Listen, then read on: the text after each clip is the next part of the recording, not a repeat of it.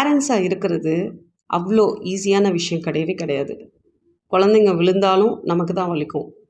அவங்க சரியாக எழுந்துக்கலை அப்படின்னாலும் நமக்கு தான் வலிக்கும். Hi parents, I am Sivasankari, counselling psychologist, student support educator, Arjuna readiness லேர்னிங்லேருந்து. இந்த வீடியோவில் நம்ம பார்க்க போகிறது, ஒரு குழந்தைக்கு எது வரைக்கும் நம்ம சப்போர்ட் கொடுக்கணும், எந்த இடத்துல அதை நம்ம ஸ்டாப் பண்ணணும் அப்படிங்கிறத பற்றி நான் ஸ்டெப் பை ஸ்டெப் உங்களுக்கு டீட்டெயிலாக சொல்ல போகிறேன். அதனால் வீடியோவை ஃபுல்லாக ஸ்கிப் பண்ணாமல் பார்த்தீங்க அப்படின்னா உங்களுக்கு முழு தகவலும் பேரண்ட்ஸ்க்கான ஒரு அழகான கைடன்ஸஸும் கண்டிப்பாக கிடைக்கும். நேச்சுரலாகவே நாம் என்ன பண்ணுவோம் அப்படின்னா, குழந்தைங்களுக்கு நடக்கிறதுக்கு முன்னாடியே அந்த பாதையை நம்ம ரொம்ப கிளியராக வச்சுக்கணும்னு நினைப்போம். பிரச்சனை வராத மாதிரி ப்ரொடெக்ட் பண்ணுவோம். அவங்களுக்கு பதிலாக சில இடங்களில் நாம் பேசுவோம், நாம் முடிவெடுப்போம். சில பிரச்சனையை அவங்களுக்கு பதிலாக நாமளே கூட ஹேண்டில் பண்ணுவோம்.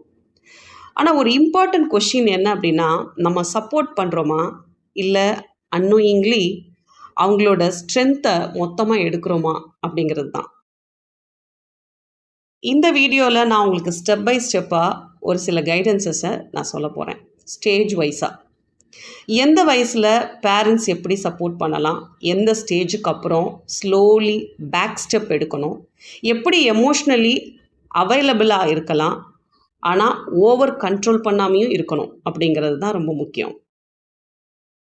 ஸ்டேஜ் 1, 0லேருந்து 5 இயர்ஸ் வரைக்கும் ஃபுல் சப்போர்ட் தேவைப்படக்கூடிய ஸ்டேஜே அதுதான். இந்த வயசில் குழந்தைங்க வேர்ல்டை அப்சர்வ் பண்ணுவாங்க.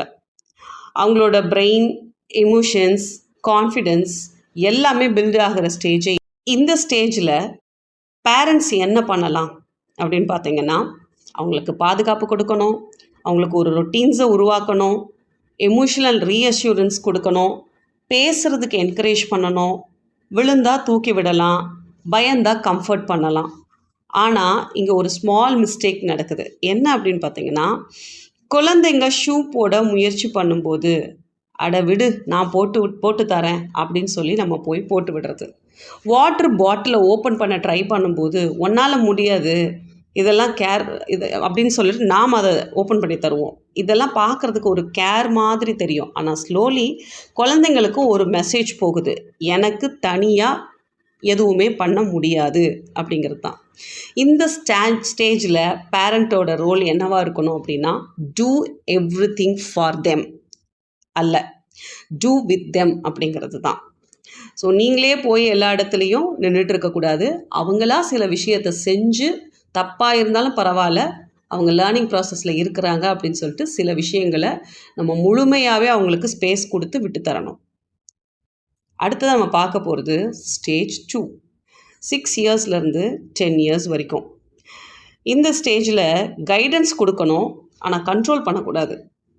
இப்போ குழந்தைங்க இண்டிபெண்ட்டாக லேர்ன் பண்ண ஆரம்பிக்கிற ஸ்டேஜில் இருப்பாங்க. இந்த ஸ்டேஜில் பேரண்ட்ஸ் என்ன பண்ணலான்னா, ஹோம்ஒர்க் ரிமைண்ட் பண்ணலாம், டைம் மேனேஜ்மெண்ட் சொல்லிக் கொடுக்கலாம், நல்லது கெட்டதை எக்ஸ்பிளைன் பண்ணலாம், ஃப்ரெண்ட்ஷிப்பை அப்சர்வ் பண்ண சொல்லித்தரலாம். ஆனால் எவ்ரி ப்ராப்ளத்துக்கும் பேரண்ட்ஸ் அந்த இடத்துல ஜம்ப் ஆகக்கூடாது. ஸ்கூலில் யாராவது பென்சில் எடுத்துட்டாங்க அப்படின்னு ஒரு கம்ப்ளைண்ட் வந்துச்சு அப்படின்னா, அடுத்த நாளே பேரண்ட்ஸ் போய் ஃபைட் பண்ணுறதோ, இல்லை அதை பற்றி கேட்குறதோ, என்கொயரி பண்ணுறதோ பண்ணாமல், குழந்தை என்ன லேர்ன் பண்ணோம் அந்த இடத்துல அப்படின்னா, எனக்கு ப்ராப்ளம் வந்தால் அம்மா அல்லது அப்பா தான் ஹேண்டில் பண்ணுவாங்க அப்படிங்கிற ஒரு விஷயத்தை லேர்ன் பண்ணிக்கும். அந்த விஷயத்தை நாம் சார்ட் அவுட் பண்ணணும். நம்ம இப்படி அஜாக்கிரதையாக இருந்தோம்னா சில பொருட்கள் மிஸ் ஆகிடும். ஸோ அப்படி மிஸ் ஆகிடுச்சு அப்படின்னா அது யார்கிட்ட இருக்கும், என்ன ஏது அப்படிங்கிற இந்த ஒரு கான்செப்டே புரியாமல் குழந்தை வளரும். ஸோ அப்போது ஒரு விஷயத்து மேலே ஜாக்கிரதையாக எப்படி இருக்குங்கிறத அந்த விதத்தில் அது கற்றுக்காது. ஏன் அப்படின்னா, அதுக்கு தடையாக இருக்கிறதே நம்ம தான். நம்ம அந்த பிரச்சனையை ஹேண்டில் பண்ணிடுவோம் அப்படின்னு சொல்லிட்டு அதுக்கான முயற்சியை அந்த குழந்தை எடுக்காது. அதுக்கு பதிலாக நீ என்ன ஃபீல் பண்ண, நீ எப்படி சொல்லலாம், இன்னொருத்தர் எடுத்திருப்பாங்க அப்படின்னு சொல்லிட்டு, நீ ஃபஸ்ட்டு ட்ரை பண்ணியா, உன் ஃப்ரெண்ட்ஸ் கிட்ட கேட்டியா, இல்லை பக்கத்தில் செக் பண்ணியா, இந்த மாதிரி என்கொயரி பண்ணும்போது தான் அங்கே கைடன்ஸு ஸ்டார்ட் ஆகும்.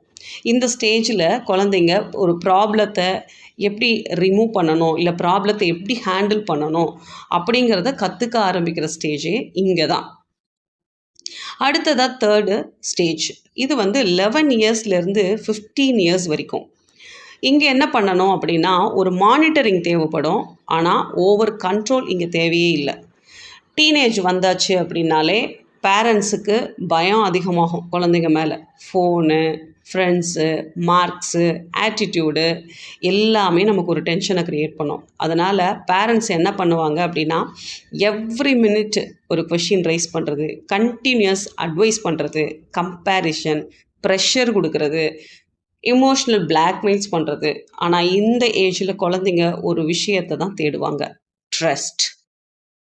இந்த ஸ்டேஜில் பேரண்ட்ஸோட ரோல் என்னென்னா, பவுண்ட்ரிஸ் செட் பண்ணலாம், ஸ்க்ரீன் டைம் லிமிட்டாக வைக்கலாம், ராங் பிஹேவியரை கரெக்ட் பண்ணலாம்.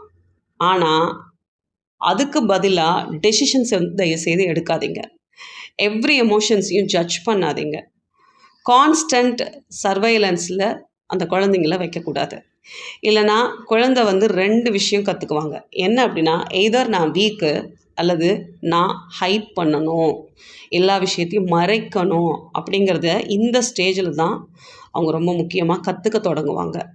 அதனால் அவங்கள எப்பயுமே நம்ம வச்சுக்க வேண்டிய ஒரு முக்கியமான ஒரு மோடு என்னன்னு பார்த்தீங்க அப்படின்னா, be available but don't become controlling அப்படிங்கிறது தான். நம்ம அவங்களுக்கு அவைலபிளாக இருக்கணும், ஆனால் எதுக்கெடுத்தாலும் கண்ட்ரோல் பண்ணி வச்சுக்கக்கூடாது.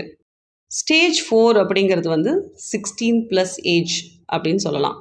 இங்கே என்ன தேவைப்படும்னு பார்த்தீங்கன்னா, நம்ம சப்போர்ட் கொடுத்துட்ருக்கிறதுல இருந்து ஸ்லோவாக ஒரு ஸ்டெப் பேக் எடுக்க வேண்டிய ஒரு ஸ்டேஜ்னே சொல்லலாம். இந்த ஸ்டேஜில் பேரண்ட்ஸ் ஒரு மென்டார் மாதிரி இருக்கணும், ஒரு மேனேஜர் மாதிரி இல்லை. காலேஜ் சூஸ் பண்ணுறது, கெரியரை டிசைட் பண்ணுறது, ஃப்ரெண்ட்ஸ் சூஸ் பண்ணுறது, இதுக்கெல்லாம் கைடன்ஸ் தேவைப்படும் டெசிஷன்ஸு.